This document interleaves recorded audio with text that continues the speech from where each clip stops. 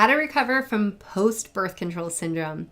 Hi, I'm Dr. Brighton, and in the previous video, I was talking with you about post-birth control syndrome. And so I want to give you a little tips on how to actually rehab your body after birth control. Not rehab like you're bad for taking birth control pill, but you got to show your body a little bit of love.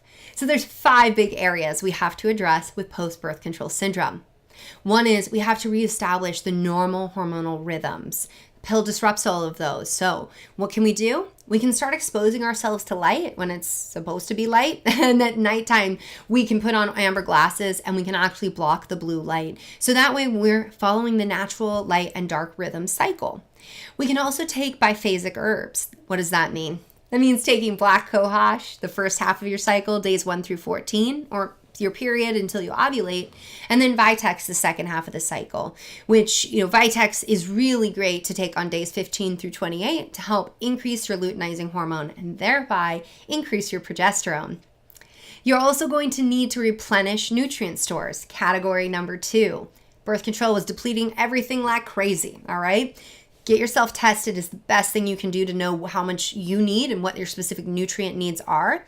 But otherwise, get yourself on a whole foods diet. You can grab my hormone starter kit with the free 7-day meal plan to get yourself on the right foot when it comes to diet. And you should also include a multivitamin or a prenatal.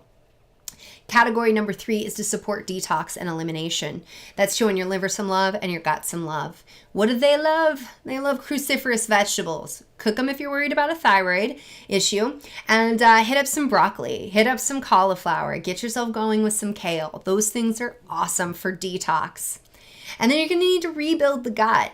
We know leaky gut happens with the birth control pill. So you're going to need to employ therapies. And I've got a whole post on how to heal leaky gut on my blog at drbrighton.com.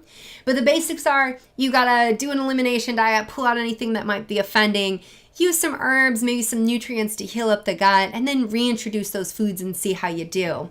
And then there's a little bit of love you got to show the microbiome as well, like eating sauerkraut and making sure that you're enjoying fibrous-rich foods, which feed your microbiome, those good gut bugs. And then category number 5 is to nourish your thyroid. So the birth control pill does one big number on the thyroid. If you want to learn more about that, see my birth control and thyroid video. But no, you've got to nourish your thyroid.